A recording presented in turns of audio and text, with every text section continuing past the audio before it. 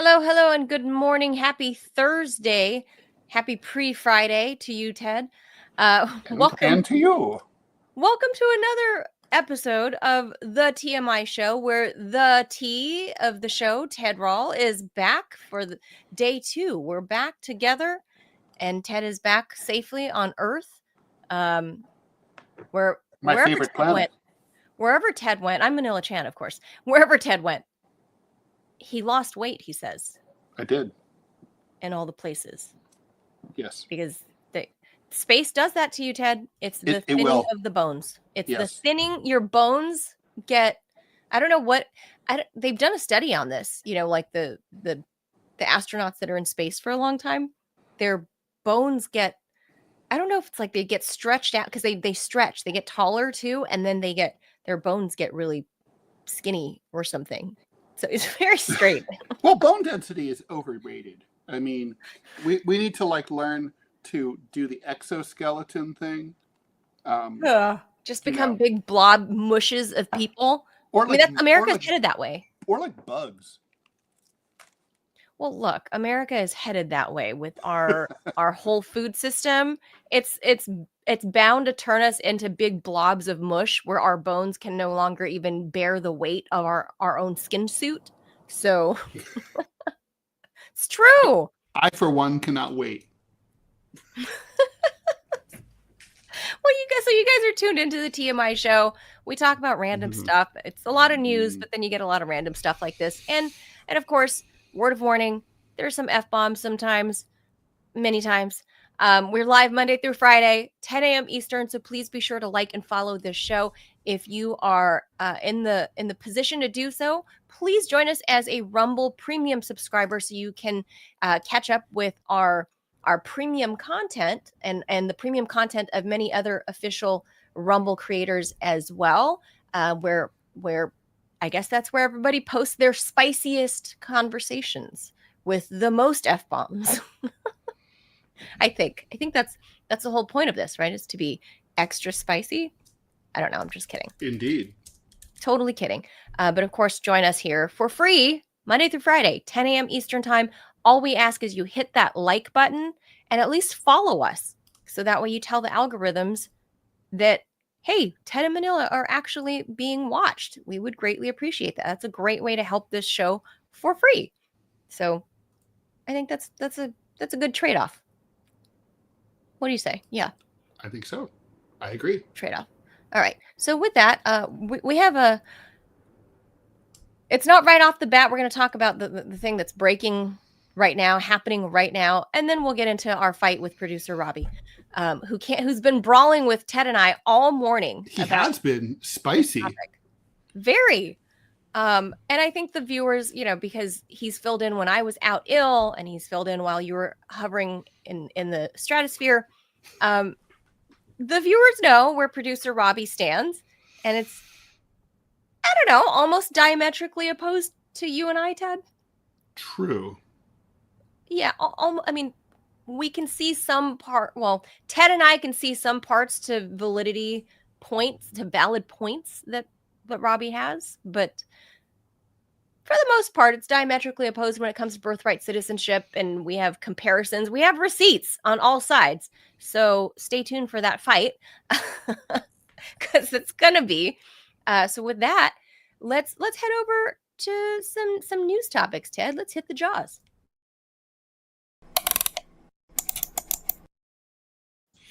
Late last night, Russian President Putin named the country's delegation for talks that are going to hopefully happen in Ukraine today.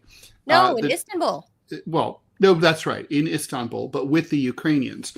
The Russian team will be headed by Russian presidential aide Vladimir Medinsky. That's a sort of a change. We thought it was going to be the foreign minister who was going to do that, Sergei, but it's not going to be him. This is, with all things Russian, it's symbolic. He was the head of the negotiations with Kiev back in 2022 that broke down before the armed conflict began. The delegation also includes Deputy Foreign Minister Mikhail Galuzin, Deputy Defense Minister Alexander Fomin and the head of military intelligence, Igor Kostyukov. Apart from the negotiators, Putin also unveiled a team of experts who will participate, composed of several military and civil officials as well as various diplomats. Meanwhile, Ukrainian President Volodymyr Zelensky is en route to Istanbul. He may have already arrived alongside several top officials, including his own head of office, Andrei Yermak, Defense Minister Rustem Umerov. I think the head of office is like the chief of staff, if I'm not mistaken. And his foreign minister, Andrei Sybiga. The exact composition of the Ukrainian team, however, will be determined by Zelensky upon arrival. Zelensky says, of course, signed a law saying that no one who's Ukrainian is allowed to negotiate with Russia. However, he now says, this is a change, that the law doesn't apply to him personally. Well, Ted, in a democracy, presidents are above the law. Well, as we're seeing in our own democracy right now. Yeah, obviously. That's true.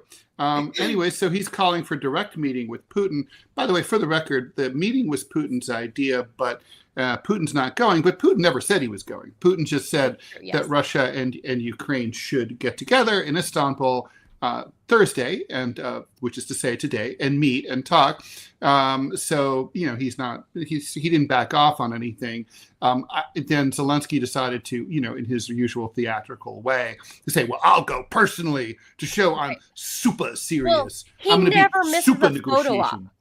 Dude never misses a photo op, Ted. Right there with Erdogan. There. True. Don't get between that man and a microphone or a camera. You could be trampled. Anyway, the talks are supposed to resume today. At the last report that I heard before we went on the air, Manila, the two are actually in different cities, though, right? Like the Yukis are in Istanbul, and the Russians are in Ankara, which they're not next door to each other. But obviously that can be resolved. They can, I assume the Russians will now fly to Ankara. I mean, from Ankara to Istanbul, which is not very far to fly. Anyway, Zelensky is now saying that Putin should attend in person to show that Russia is serious. I mean, I would say the fact that Russia sent a team, and by the way, the symbolism of it is that, these are the same people who were trying to enforce the Minsk Accords that the Ukrainians violated. So this is Putin's way of saying, we are back where we were 3 years ago. And as far as we're concerned, nothing has changed. We want the same thing that we wanted before February 22nd, 2022. And so that's why he's sending the same people. Zelensky, for his part, is like between a rock and a Trump place, right? Because he is getting pressure from all over the place, from the situation on the ground and from Trump, who's made very clear that the blank check is no longer going to be forthcoming. Anyway, at a press conference on Tuesday, Zelensky said, "This is no problem. I can do it. It's a Russian narrative that I cannot speak with Putin. Nobody but me can conduct negotiations on sovereignty and territorial integrity of Ukraine on our course." All right, I don't care if Zelensky is violating Ukrainian law. It's just amusing. I don't think Russia cares either. But it just shows how stupid it was. Hypocrisy. They're pointing out, obviously, it was a law that this dude passed in his official term of office, because let's remember, he is officially out of office. That expired last March. So, like it or not, little dude, that's a law that you passed, that you cannot negotiate with Russians. But as demonstrated by many leaders of democratically elected leaders in Western democracies, even in 2025, to be a democracy, the president, the elected leader, the prime minister, whoever it is, they are above the laws. They can have COVID parties. They can talk to whoever they want, regardless of any law. So the fact that the old Ruskies are pointing that out, it's not wrong. By the way, for the people who are listening, I'm sorry that you can't see what we're seeing, but the video here shows the Ukrainian presidential jet, And I'm just wondering if maybe Ukraine's going to reach out to the Qataris and ask for an upgrade. Like, hey, bro, can you hook me up with the jumbo jet? I hear you got a bunch of them lying around.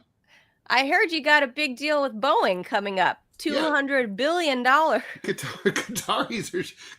are like how Elvis Presley used to give Cadillacs to his friends.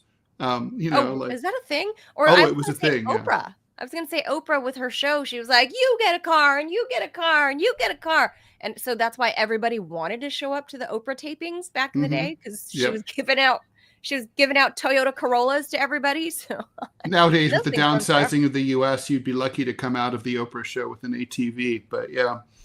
No, you'd be lucky to walk out with a swag bag. Well, look, I want to show Ted what little dude was saying upon arrival, like him running his mouth. By the way, with such a small president, they could have a smaller plane, The Gulfstream would be probably big enough for him. He says, Gulfstream. He's a wee man. He says, our delegation is at the highest level. Foreign ministry, my office, military, our intelligence, representatives of all intelligence agencies, by the way, to take any decisions that might lead to the expected and just peace. As for the high-level meetings, we will begin by meeting with President Erdogan, with all the extended Turkish delegation. We are in touch with the American side. They, I think, will also be present in Turkey on a high level. Let's see. I don't officially know the level of Russians yet, but from what we see, it looks more like a decorative level. We will think about what to do next, what our steps will be after talking to President Erdogan. I think we will have several hours for an important talk and very important decisions. We must understand what the level of the Russian delegation, I'm sure, is first. Yeah, before we're capable of making any decisions from here. So this is just this is inconsequential. It doesn't the level. I understand that there's posturing here, but it's like the Ukrainian president wasn't. Putin never said, "Hey, Z-man, you better show up personally." That's on him. He wanted to go on a trip on a junket to Turkey. That's on him. You have a good time, right? The Russians just said, we'll send people. You send your people. Our people will talk to your people. Right. It's not like Putin needs to be there personally. He can, I think it would be nice maybe to have a Camp David moment, but that's not going to happen. Sure. It would be great to see these two men come to agreement and shake hands. But again, that's not meant to be. And who cares? The point is that what's on the table is on the table. It'll either be agreed to or it won't be agreed to. This could go either way, obviously, but I'm cautiously optimistic. I'll say it has a 55-45 chance of resulting in some kind of forward momentum. I don't think you're going to come out of today with a peace agreement. I think you're going to come out of today with a ceasefire agreement and some basic I don't think so. Talking points. I don't think so. I don't think anything is going to come up today. I think it's just cracking the door open to be like, okay, so I'm going to size you up. You're going to size me up. Okay. And nothing's going to come of it. Vladimir Putin has stated squarely that you all are not going to get a 30-day truce. Put up or shut up. Make a full and final peace deal, or we're just going to keep steamrolling through this bitch until I get to Kiev. Of course, Vladimir Putin, a lot more polite than me. But he doesn't want to do that, though. He doesn't want to. Russia knows history, and it's always better when you're a superpower to rent than to own. Sure, but I don't think he's gonna. A temporary truce of any sort, any ceasefire of any sort is. I'm gonna say it right now, 100% off the table. I don't think anything like that is going to come of today. I think today is just going to be seeing the Russians and the Ukrainians looking at each other face to face. This dude, that's the head of the delegation that was stood up in Turkey back in 2022. This is the dude that's going to be like, dude, I tried to save hundreds of thousands of lives 3 years ago. And he's going to be like, I've been waiting for 3 years. So now we're finally talking. And I don't think anything is going to come of it. The Russians have been very, very, very clear about exactly what it is they want. They are thus far and will continue to be the victors of this whole thing. They will dictate the terms for the final outcome. And any temporary anything, I say, is off the table. They've said it over and over, and I think the Russians mean business because they always do. They telegraph exactly what it is that they want. And I would know. I worked with many of them. They tell you exactly what it is they want to see, they want to hear, what they expect. They don't mince any words. So, well, we'll see. Well, we shall see. Well, by tomorrow's show, but I don't think so. By tomorrow's show, we will know all. And I'm curious to know, I mean, if Witkoff is going to show up, because they're in more or less that area, right? No, the reports are that he's going with his imbecilic general sidekick. Right, Kellogg. Kellogg, yeah. He's going to go. I don't know what Kellogg's going to do, except hopefully Kellogg will be quiet, because that guy is an old idiot. He's best. He is best quiet, best served silent. So we heard from Zelensky's own words. He said, "We've already talked to the Americans," because, I mean, let's face it, it's the Americans who are issuing the dictates. It's not. This is happening because we're here because of Trump, no question. Right, because Trump said, "No Dude, more. You better go. No mas. You better go. You better show up. I may or may not show up because I'm hanging out with the Emirati He's in the neighborhood. Yeah, he's in the UAE. He's like, if I got time between, whining and dining in Dubai, then maybe, he's in Abu Dhabi. But once, I've been to the palace, by the way. Wow. I'm sure. But that's where Trump is, hanging out there at the palace, and he may or may not cruise over to Istanbul. It's not super far away, a few hours. At this time of day, if he's not there yet, it's probably not going to happen because of the time difference, because it's like 10 o'clock at night over there, or some. I always mix up the time difference, but anyway, it's the evening over there. I don't think it's going to happen.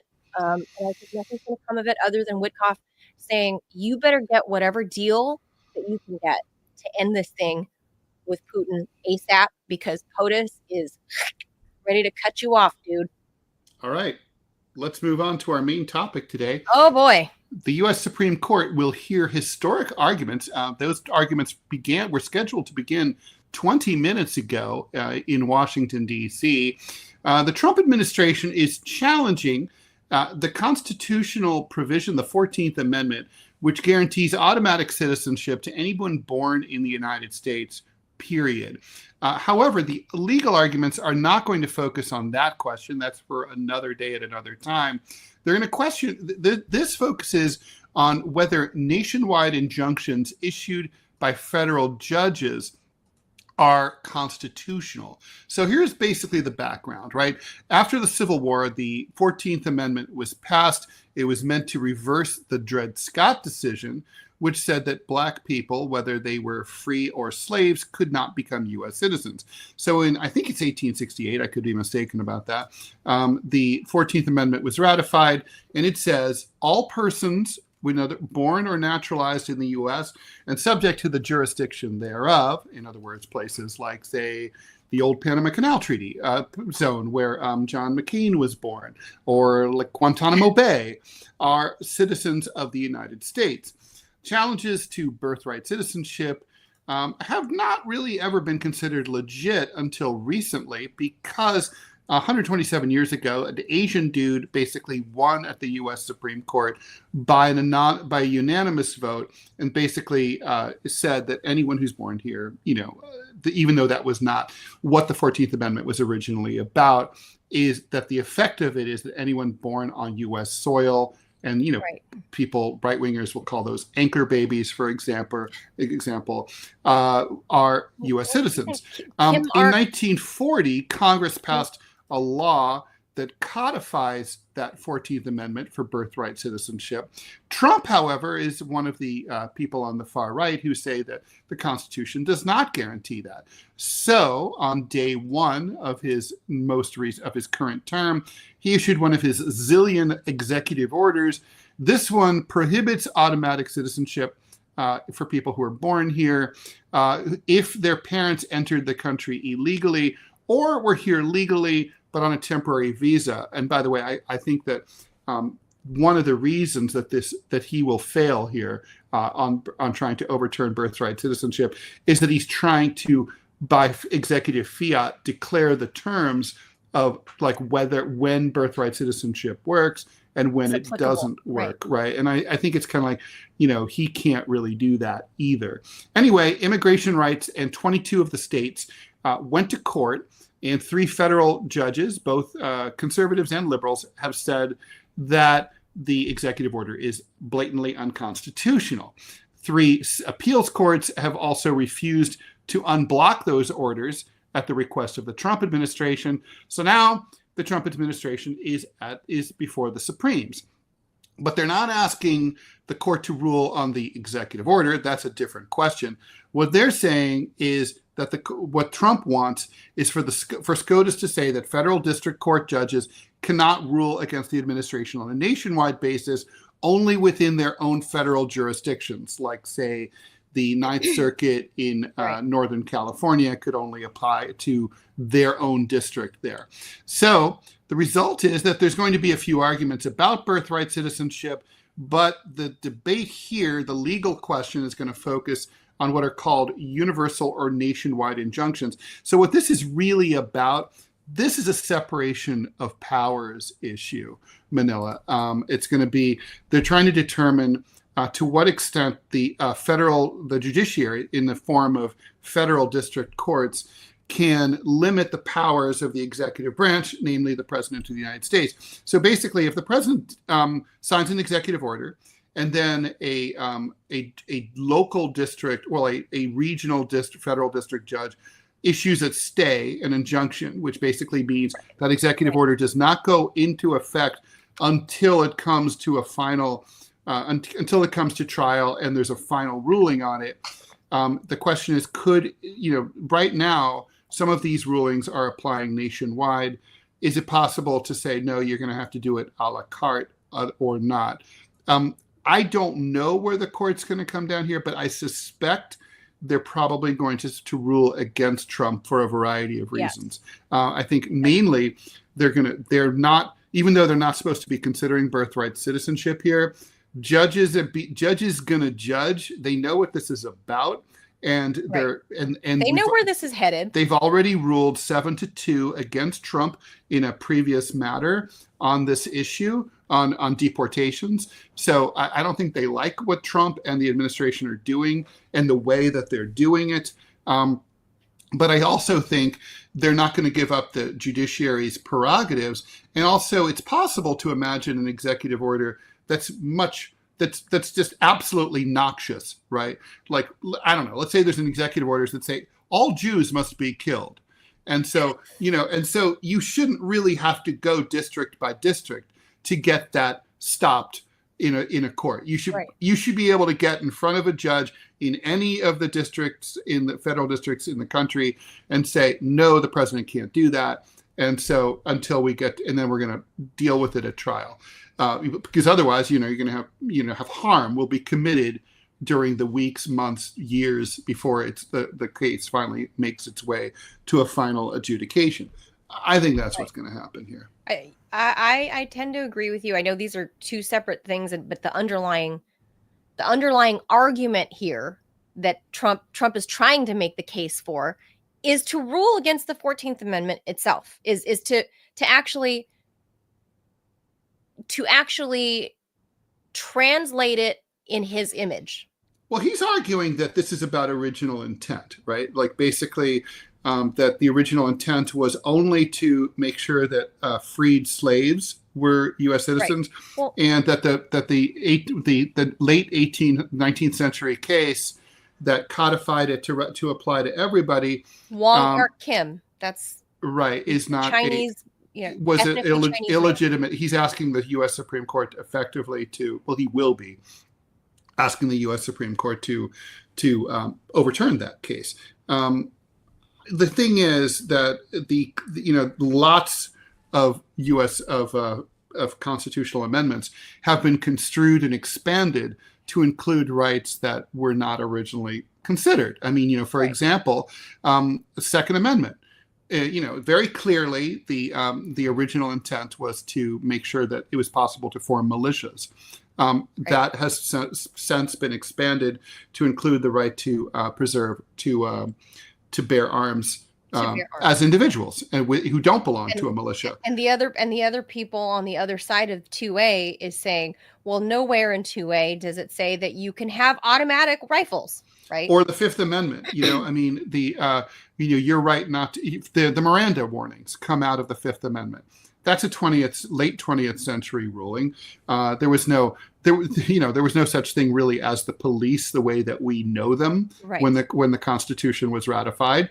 And they, slave I don't think back then. It was never conceived that you would be, if an officer of the law approached you, that you could refuse to answer their questions in order to avoid incriminating yourself. There's a lot of, we can go on for days talking about all the let's hear first what POTUS had to say, because remember, he signed this whole thing, this whole executive order on day one, as one of the things he promised to do. So in reference to this birthright thing. However, it's interesting. Okay, let me play that. Birthright citizenship is about slavery. That's not about tourists coming in and touching a piece of sand and all of a sudden they're a citizenship. They're a citizen. Washington's Attorney General.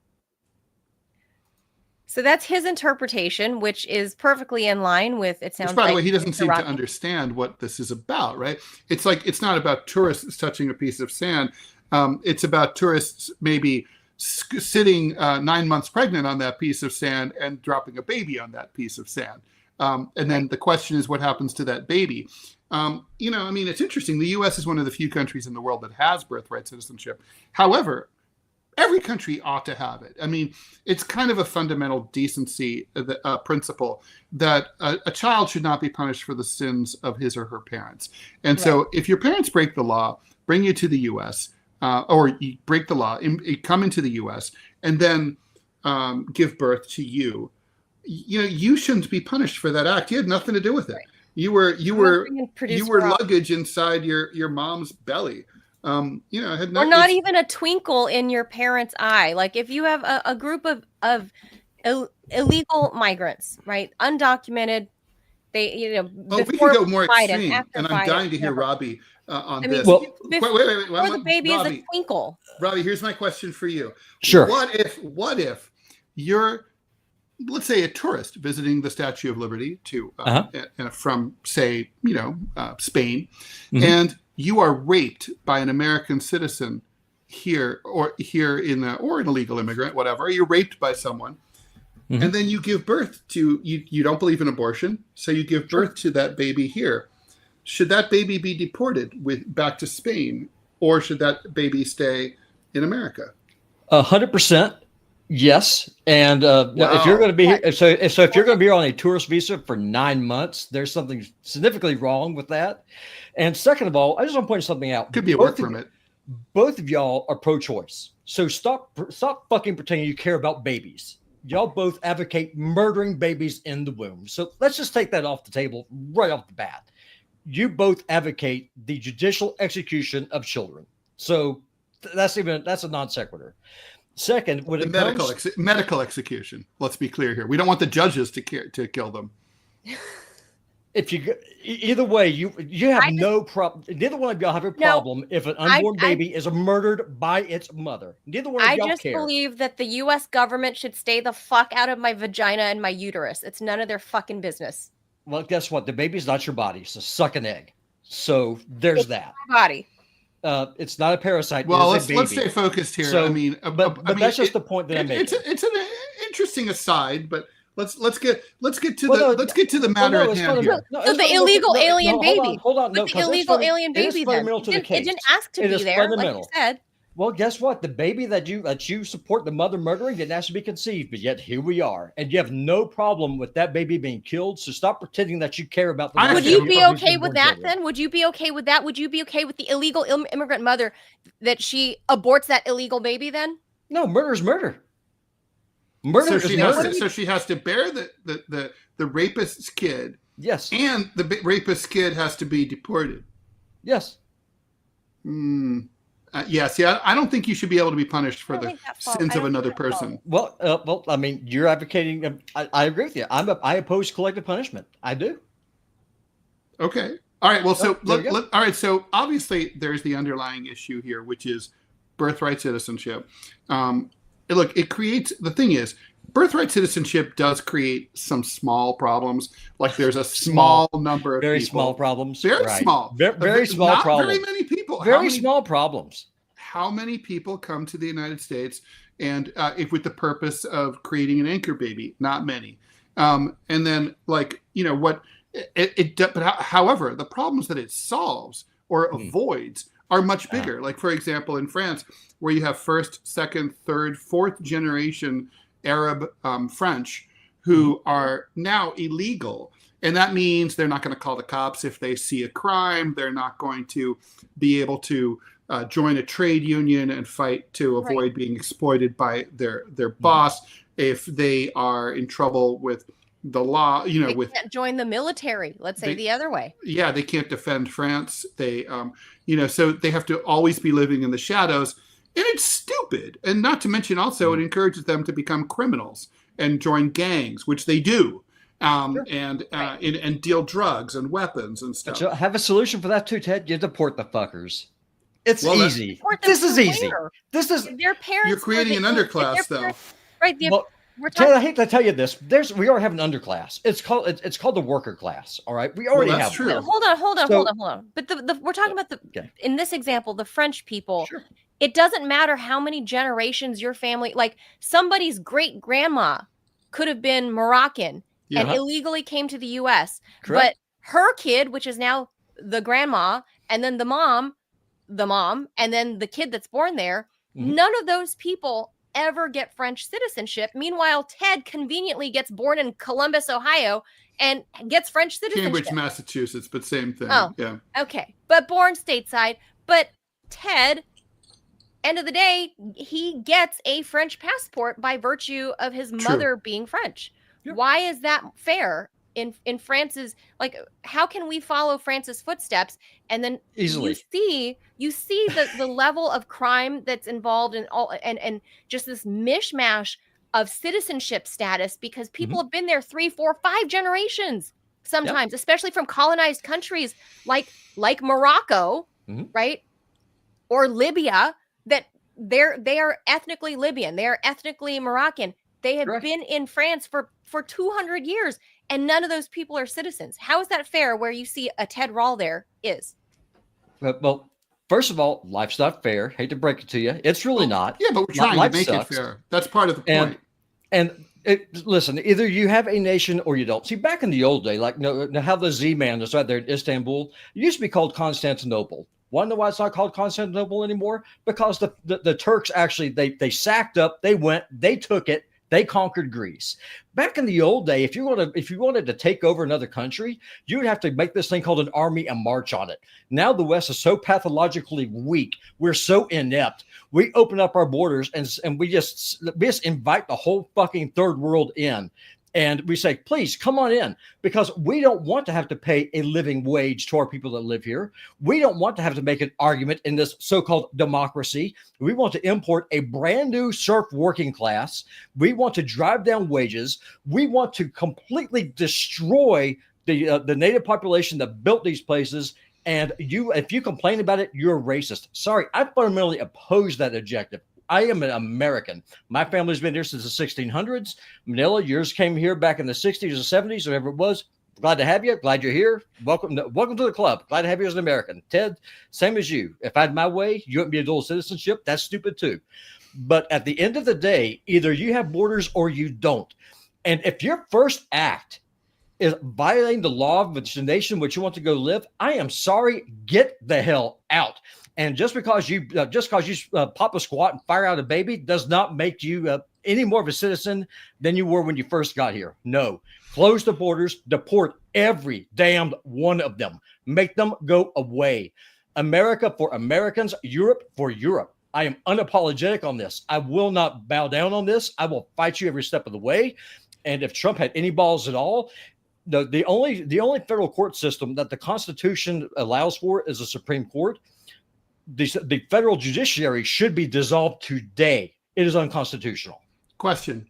Sure. Let's say someone comes to the United States legally, Sure. and they are granted a green card, and they follow. There's no question whatsoever about their legal like my status. family did when they came here in the 70s. Okay, so like my mother did. She was a French citizen, but she married my father, so she then ultimately she took she became a citizen during the bicentennial year, which was very cool. Anyway, point is, without the 14th Amendment, the kid is not necessarily a citizen of the United States, right? If there's no 14th Amendment, like you could end up with, let's say, my dad, he was born in Chicago, meets my mom in Paris. He totally legitimately marries her. I'm born a couple years later, but I'm not a citizen. Sure. You don't see the problem there? No, without the 14th Amendment, I'm not a citizen. Well, okay, because there were citizens of the United States before the 14th Amendment was a thing. So that argument in and of its face is stupid. I mean, we had citizens before that. The 14th Amendment had to do with freed slaves. The Constitution is not a living document. It says what it says. And as far as the example that you had about the Second Amendment, that's unconstitutional too. Every state in the union should nullify these gun laws. They are unconstitutional. The Constitution is clear about what the militia is. The Militia Act says that the men who are 16 years of age up to 60 are members of the militia. I am the militia. Ted, you are the militia. We are the militia. So that is the point. And I mean, I'm too old for the militia. I aged out. Are you just a year and a passing? half well, ago. then congratulations. Then you're aged out, but your son's in there. That's hey, guess too bad what? because I'm handy It's with part. a gun. Hey, guns are awesome. Here's the dumbest thing, and here's the part that I do not understand about the position that open border types like you and Manila are. I'm not an open border type at To all. hell you're not, because you're I advocating. believe- You're I believe- advocating I've been it calling- right the hell now. No, You're no, I'll advocating tell it you. right now. I'll give you my no. I believe the border person at all. I think the Sure, border you should be both absolutely. You both should have voted for Kamala, because I vote for Kamala. Because I didn't what vote you're- for Kamala. I didn't vote for Kamala. I said y'all both should have, because Oh. y'all advocating what she went for. No, You- we're okay, we're so not. hold Neither on, Ted hold or on. I are into Sure open you are. borders. Not we at all. we You are. openly said it. We're both I both nationalists. I fundamentally disagree with you, because y'all's problem is the method which it is done. If you come across the river, okay, that's bad. But if you come across the river and drop a baby, well then welcome, stranger. We're glad to have you here. Sorry. That is hypocrisy of a glaring scale. I say deport them all. I'm consistent with my positions. Well, I got to say the problem wouldn't exist if not for the poor governance of the country. I mean, for the most part, the deportations take so long to happen that Exactly. that this happened. If Manila and I had our way, the border would be carefully controlled. No one would come in who's not legally allowed to be here, and this issue wouldn't arise. If you were pregnant and you were not admitted legally to the United States, you would thrown back out thank you for coming, but you're not admitted. Try another time. Then this wouldn't happen, right? We have a hodgepodge of really poorly run border policies. That's exactly it. And everything is cobbled together, sort of like we go through these weird phases of open the border, let everyone in. And then it's no, close it all up, throw everyone out. And then we go back. And so, immigrants aren't stupid. They know the history, and they know that they have to, if they sneak, first of all, there's no way to get in here legally. That's part of the problem too. You can be brilliant, hardworking, no criminal record. Anymore you immigrants. can't get here. There's no way to come in legally. So People But yeah, sneak in, hold and on, they Ted, know that if is such crap. That and is then such and BS. here's the really funny part. Millions of migrants came across during the Biden administration, and you're going to tell me Yes. straight-faced, Yeah. you're going to tell me straight-faced that there's no way to get here? That is complete bullshit. Well, No, legally. Legally. Well, they came Why in. would you come here legally Very, go through the very- process if you can just walk across the damned river? Well, so that's the whole point. That's why they do it illegally, is because our legal process is so My way broken. ends that problem. Do you want to? It's so You want to know? broken. I mean, Robbie, it's so broken that if you decided to, that literally when you apply for citizenship during one of these periods of liberalization, they will demand that you have proof that you entered illegally, and that you can show, like, say, electricity bills that show that you've been here living illegally for years. In other words, you have to come in illegally in order to be legalized. You can't. I mean, it's so perverse. Like, literally, Right. there's no way to follow the rules, because there are no rules. The rules literally are be illegal. That's Right. the system it's that both parties have set up for years. It is so broken that it's like, if this is our home, well, we live in a fucking shanty, because it's like part True. thatched roof of tin and aluminum and teak wood and plywood over there. It's all just fucking thatched together. Our immigration system is completely fucking broken. If it was run more effectively and more efficiently, then fewer people would be bum rushing the You're damn advocating border. putting people in and staying by virtue of firing here's out the thing. Junior. That's Here's not the thing. Here's the thing. given the system that we have. Right. I don't think most stupid. people. I don't This is think most suicidal. people are deliberately It's making like, look, anchor it's babies. like I'm in favor of a Not minimum most of wage, them. of raising the minimum wage, because it's the system that we have. But I wish we had a system of socialism where nobody had to work for a living. So the point is that, like, we're talking right now about the system that we have. The system sucks, but within the system, it's all attached with duct tape and baling wire here, right? So, I mean, the thing is, okay, you cannot on one hand say that you advocate for workers while supporting a system that drives down workers' wages. That is hypocrisy. that's why I believe it. That's why I believe in controlling our borders. Well, illegal immigration. Congratulations, you're Team for Robbie. workers' rights. Then you're Team Robbie. The 14th Amendment. The 14th Amendment had nothing to do whatsoever, and I've used this. Used this example dozens of times. Okay, so the thing is, Robbie, let me just say, if the Constitution is not a living document, it is not. Okay, I'll stipulate that for the sake of this argument. But if it's not, the whole country is going to fall apart even faster than it already has, because you can't amend the fucking Constitution. So whenever something, there's an amendment process to it. You really no, can't. There is. There's no way. There really is. Not actually. I mean, we haven't significantly amended the U.S. You're telling me Constitution you can't add an amendment to the 70 Constitution? Years. You're telling me you cannot add an amendment well, I'm to just the saying practically, it's so hard. It's literally, if you look it up, it's the hardest constitution in the world to amend, which is why it never gets amended. In France, they have an annual constitutional amendment, a convention, and they consider, like, oh, this came up, so maybe we need an amendment for that. They don't have a living constitution in France. In France, they amend the constitution as needed. We can't do that. Okay, let's have 2 points for you real quick, because I know we're going over. One, the federati. Ask the Romans how that worked out for them. Spoiler, not so fucking well. Yeah, I read my Edward Gibbons. I read my Gibbons. Well, then congratulations. You're once again going Team Robbie. So I'm glad to have you on the team. Second, the French government has been replaced how many times since the 1800s? 4. So more than that, yeah. I mean, it's inherently unstable. It's an inherently unstable system.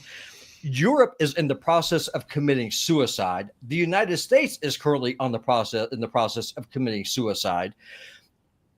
If you want to have civil war, then keep doing what you're doing right now. Keep advocating what you're advocating right now. Keep giving the government a pass for what they're doing right now, because eventually the people who are like me, who are stretched thin and are just completely ignored by both political parties, are eventually going to say, fuck it.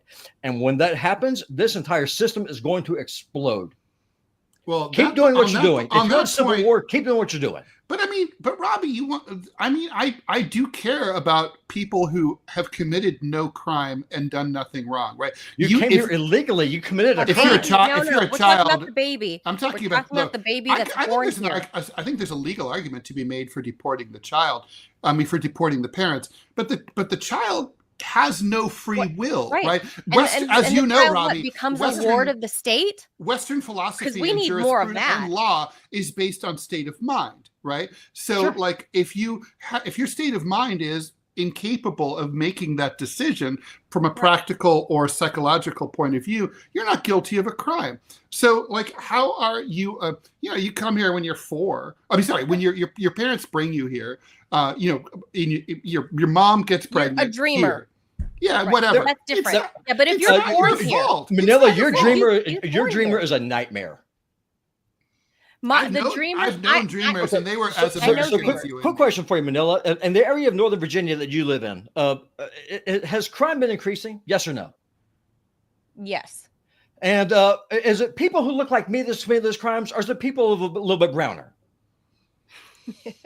Off to the races we go. So far, listen, I am not playing this game. The crimes that are being committed are, by and large part, not people that look like me, but they're either people that look much darker skinned, but not Latino, or is it safe to say that they're probably from the immigrant community? Thomas, hold on, they look more like Clarence Thomas and more like Justice Sotomayor. Okay, so here's the point that I'm trying to make. And I don't think maybe it's them. Types are illegal. Either you have laws or you do not. If you come across the border illegally, I'm sorry. Hey, then to your point about the dreamers, if you get to come here like that Hispanic girl who got arrested in Georgia because her daddy ran a red light, hey, sucks to be you. I'm sorry you're about to go to your prom, but guess what? When you get sent back to the shithole country from which you were spawned, you get. But you weren't spawned there. But you were spawned here. But you get to take that great American education and make that place better. And you want to know why I have no sympathy for her? She's had all of her freaking life to go through the legal process. Her parents have had all their freaking their entire time that they've been here, while their kids are being educated by the American taxpayer, which they contribute nothing to the taxpayers. On this point, they agree. can go. I don't understand the dithering.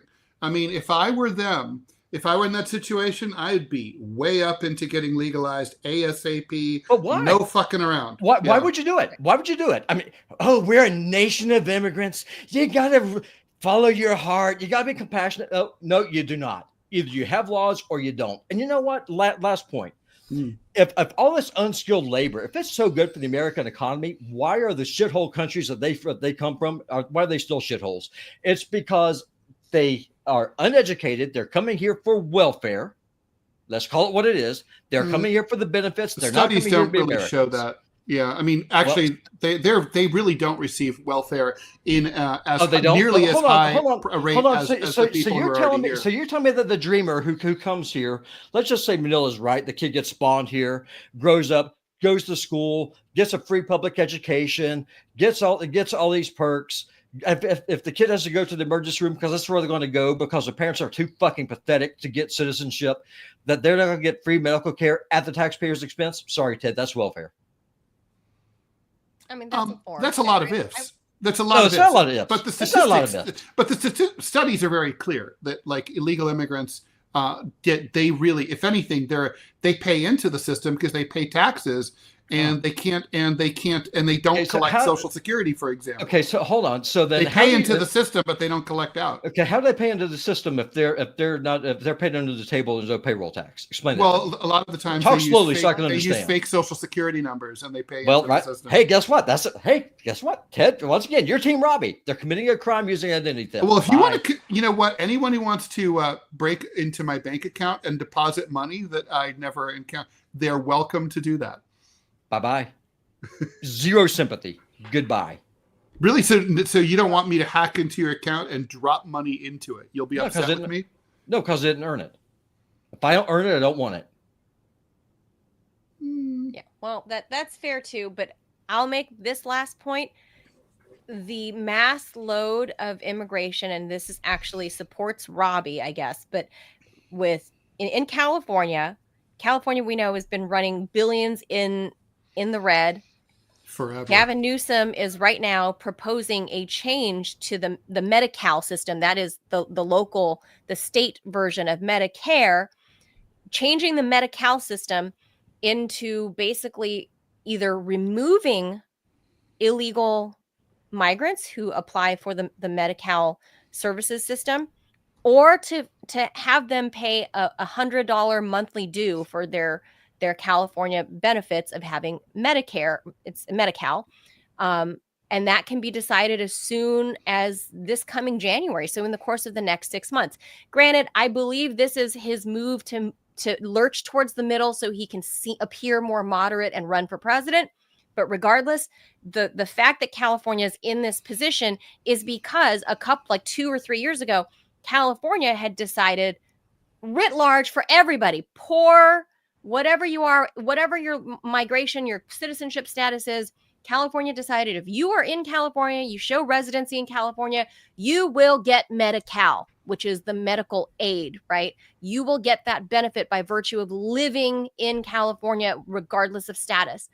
And as it turns out, it's making the state go broke. Imagine that.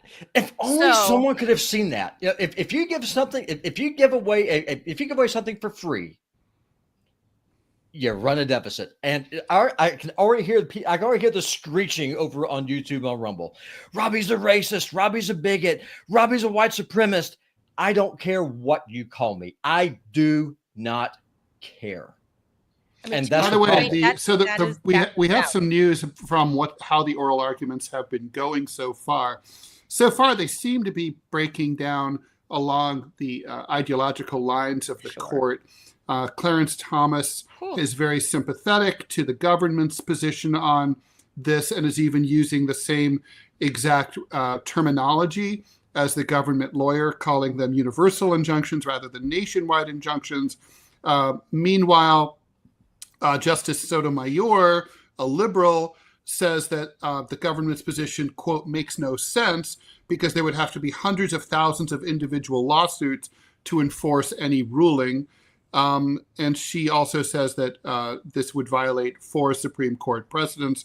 At the same time, Justice Gorsuch, a conservative, is saying that, like, what about class action suits? Justice Kagan says, let's assume that, like, the Trump executive order is unconstitutional. Wouldn't that create a major problem? A patch, in terms of some people there would be inconsistent legality and people wouldn't know what rules to follow. So, we'll see what happens. But right now, it's a separation of powers issue. Yeah. One interesting point to me was it was pointed out that these rulings only started to become common in the 1960s, and that obviously there was a time before then when these rulings didn't happen. So perhaps they're not baked into the system solidly. So this is an originalist court, more or less. So we'll see what happens here. But I would say the government might be poised for a huge win that would really kind of change. It would make it much harder to challenge government action in any way. Like in my example, like, all Jews must be killed. Well, I mean, maybe they all got to get moved to Toledo. That's dumb. Why? Because here you are. You're seriously going to go in and play the orange Hitler card? Always. Come on. By the way, Democrats are just as capable of being Hitler as Republicans. I know that's what as we've seen in the last 4 years. Robbie, do we have a word from sponsors? Because we got to get moving along on the time. Let me look and see. I don't think we do, but I just want to just say one real quick thing while I look at this. Okay. I don't care what the race is of the illegal immigrant. You can be as white as me. I do not. So it could be an Irish person. Oh, Robbie, I got it. We would be remiss if I didn't ask you about Trump's love affair for the racist Afrikaners. that he's allowing into the U.S. They're illegal immigrants. They're not. I mean, I guess they're getting like asylum Well, no, they have status. papers. They have but papers. they're They have not- asylum. They have So, I asylum mean, status, but it's bullshit. It's political, right? It's like it's a dog whistle. It's like, hey, we're not going to let in dark skinned people, but we're going to like not only let in whiteys, we're going to let in super racist whiteys. Yeah, but you know what, Ted? We don't I know guess if these people are racist, though. No, Ted, we don't. because their great Manila, of course they grandparents. are. Manila, Their they're great white. grandparents might have been like Afrikaners, though. Manila, everyone I get it, knows. but that's Everyone their knows great-grandparents. that No everyone sins of the knows- father on either way, on either side, Ted. If we're going to say no sins of the father for the kids that are here in the U.S., then we should apply the same rule to the Afrikaners, the descendants of these great grandparents of these Dutch colonizers in South Africa. I don't want to say these people. I know some Afrikaners. I know some. And I'm friends with some. They aren't racist, and it's not their fault that their great grandparents were colonizers in South Africa. It's That's not their true. fault. Let me tell you what. Again, there's a theme here, right? Let me. So a couple of things just to quickly unpack. One, if South Africa wants to deport all their farmers and starve themselves to death, more power to them. I mean, that's it. They have the right to do that. You have the right to be stupid. Do it. Go ahead. Second, can either one of y'all straight face tell me that since the 1960s, when the Immigration Act was passed in 1965, that benefited Black Americans in any way, shape, or form? Has the importation of millions and millions of migrants, legally and illegally, has it benefited Black Americans? Which act are you? I don't know what. The Immigration Act of 1965 that old Teddy Kennedy pushed through. For those of you who are interested, I actually have a link on my Putin Bot Speaks video or a podcast of him giving a speech talking about how it will not impact wages, it will not impact demographics, it will not be a problem at all. That is not only not true. It could not be true. 100%. Basic supply and demand, right? I mean, 100%. more labor means lower wages. So y'all answer my question: is Black America better off today or before 1965 in terms of wages, of housing, of having any socioeconomic power in this country at all? Their situation has improved markedly, but it has not. It's improved at a slower rate than it would have if not for immigration. Did immigration hurt the Black community? Yes or no? No, I think so. Yeah. Yeah. And the white community too. Yeah. Of course. I mean, it hurt my people. No, poor white people like me. It's not been good. It's been a disaster. It's been a disaster for the working class all the way around. And so my question is when will the American people wake the hell up and start actually advocating for their self-interest? Because if we keep doing what we're doing right now, this country will explode. Well, I think the problem is it's shrinking, reduced. Resources are scarce. They're shrinking, and we're like rats in a cage when you take the food out. We start attacking each other. Yeah. All right. We'll leave that topic there. We've gone on way too long on this topic. We got a couple more things to cover. Deport every damned one of them. All right. Tell us how you really feel. We know feel, Robbie's position. Thanks, Robbie. All right. So let's moving on. An Israeli airstrike in northern Gaza killed at least 50 people on Tuesday night. Including I just got to put the warning out there, Ted. This is very, very graphic content that I'm about to play.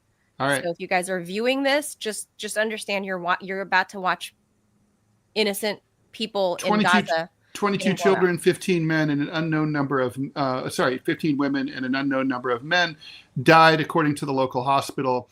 Israel ramped up its latest offensive in Gaza, with the Israeli Security Cabinet recently approving a plan to, quote, capture Gaza. The Iran-backed Houthi rebels, meanwhile, fired 3 missiles at Israel during a 24-hour period between Tuesday and Wednesday, 2 of which were intercepted, 1 was not. Israel appears ready to react, ordering a set of 3 Yemeni ports to be evacuated. No sense of whether that'll happen or not. So things are striking. Also, the Israelis are leveling Rafah in Gaza, completely demolishing it and bringing in bulldozers to flatten any surviving buildings whatsoever. Yeah, I just don't have much. I don't have anything to add to this. I mean, it's just tragedy after tragedy, and at this point, it's a culling in lumps of 50 and a couple scores at a time, right? I don't know what else to add to that. I mean, just it's so incredibly sad to see these images every day. And U.S. drug overdoses dropped by 30,000 last year. That, according to these images too, Ted. Provisional report. Hard to watch. Okay. Provisional report by the CDC, and 27% drop. That's from 110,000 to 80,000 last year, is the biggest single decline on record in a year. That brings the annual rate of overdose deaths to their lowest level since prior to COVID in 2019. It's not really known why this dropped so fast, but experts say that I always have a problem pronouncing this. Naloxone? Naloxone, yeah. The anti-opioid drug that's, people can carry with them in case they happen to come across someone who's ODing. The FDA approved it for over-the-counter use in March of 2023. Methadone, of course, the old school opioid treatment, also became more readily available. You can use it at home. That's approved by the FDA as of last year. And then also it just might be that the way people are consuming drugs and which drugs that they're using may be affecting the OD situation. There's probably maybe fewer drugs that are being laced with fentanyl, I would imagine. Only 2 states did not see a drop in deaths. Nevada and South Dakota saw small increases. Deaths related to synthetic opioids, including fentanyl, saw the biggest drop. So I guess my theory is probably solid there. We had during the pandemic, there were basically fentanyl laced pot and a lot of other crap was all over the market. And now I guess for whatever reason, drug dealers are not doing that as much. So that's good. Well, I mean, oh God, what a nasty disease that addiction is. And we have, look, a lot of people, because I would say a lot of this stems from economic conditions that so many people are seeking to self-medicate, because that's what these drugs are for. They're not, because you ain't dying from psychedelics here, folks. Like, you ain't dying from using shrooms, like the fun stuff, like you're rolling on E, which are also cut with all kinds of dirty stuff these days. These are people using really hard drugs to escape whatever it is, whatever circumstances they live in. And then the rest of us normies are having to walk. I mean, look at that. This is I think a bus terminal in Philadelphia. There's needles everywhere. There are crackheads all over the streets. I actually know that station, the train station. You know it? This one, Allegheny, is that it? It's a train station. Train station. It just, we have a huge problem here, and a lot of it, I would say, stems from the economic conditions that have been created that are way beyond anybody's control. Obviously, are a lot of this. I know Trump is trying to tackle by way of tariff. I don't know how, the fentanyl thing or whatever. He's right to say that he called it a pandemic, an epidemic, I think is what he called it in the first term. Yeah, he's right. That. He's right. It is. But people wouldn't be turning to drugs if their life conditions were better. Do you know, Ted, that a Pew Research poll just recently found that 19 million children, at least that they know of, 19 million children in the United States are living in a household whose parents or the adult guardians are substance abusers. 19 million children. I'm kind of feeling bad for my kid. Maybe I should, everyone else's parents are using drugs. Dad, why don't you use drugs? Dad, Susie's mom is a crackhead. Why aren't you one? Everybody's parents are doing it. You're not cool. That's exactly it. This is sadly, this is the reality in America, is that people are turning to these things not because they're in a joyful place in life, that they can see any hope beyond these drugs like this. when you go to these cities, especially like here, like we're looking at Philly, we know what New York City looks like. You go to the streets of downtown LA, and oh my God, I lived in downtown LA, Ted, just as it started sort of gentrifying, like in 2010. There was always homeless, and they were on Skid Row, but since then the gentrification has been reversed, and it is now Skid Row everywhere. And I mean, seriously, in the span of 15 years from when I lived there to where it is now, it is truly Skid Row everywhere. There are needles just everywhere. There's human feces. There are rats. There are third world conditions happening and diseases happening, running rampant, specifically in downtown Los Angeles. And these conditions are happening not only because it's just economic conditions, but a complete breakdown in the social infrastructure that we have to help people. And Biden didn't do anything about it. And Trump, I think, is exacerbating that by cutting the funding that would otherwise go towards cleaning these people up or getting them any help. And it's good news that some of these numbers are better. But if you look at those numbers just in general, and we look at a per capita death or a per capita addiction, it is out of fucking control. Other first world countries don't look like this, Ted. That's true. This is an American problem. You can go to Toronto. Also, it doesn't look like this. There's also, I mean, look, self-medicating is an issue too. You're right, Manila.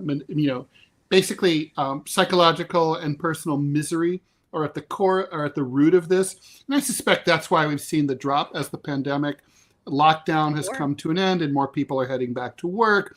That's probably mostly what's behind this. But it's also, I think about like Kurt Cobain, who suffered from, chronic stomach pain, and he couldn't afford to get treated properly. So that's how he got addicted on heroin, because it made his stomach feel better. There's a lot of people who end up going on illegal opioids because they have like chronic back pain, and they get addicted, of course, because that's what opioids be doing. So it's not, I mean, obviously there's some people who just do it because they're bored and stupid. But, yes. Whatever. There's a lot of different, obviously, there's as many reasons as there are people who do it.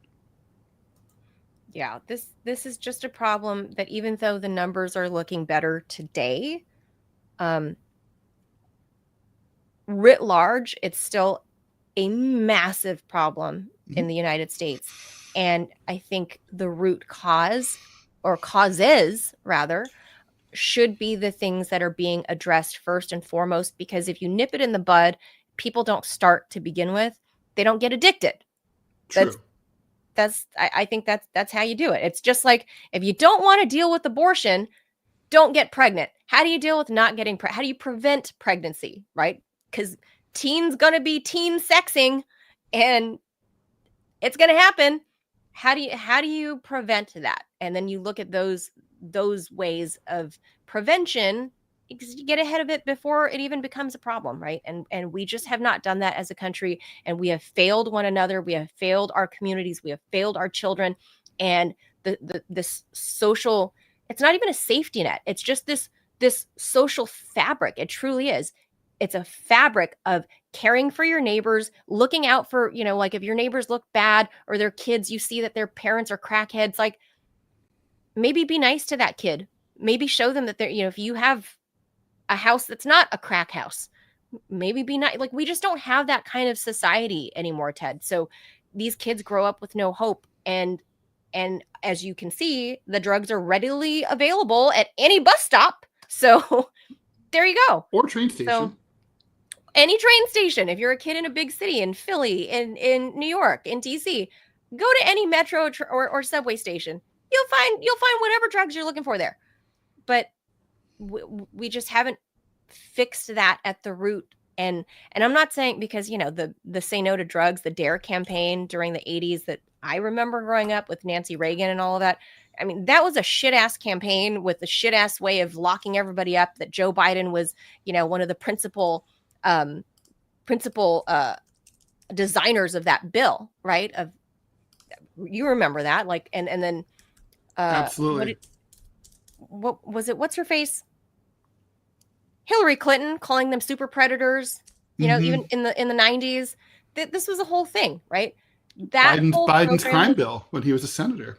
the Biden crime bill was a big fucking sham. And this was all happening in the 80s and 90s with the whole DARE program, and Nancy Reagan, that was her thing, dare to say no to drugs. And it was a whole fucking sham, because the root problem of this drug use is not just because people want to destroy their teeth and hair and skin and have fucking, holes in their faces. People don't want that.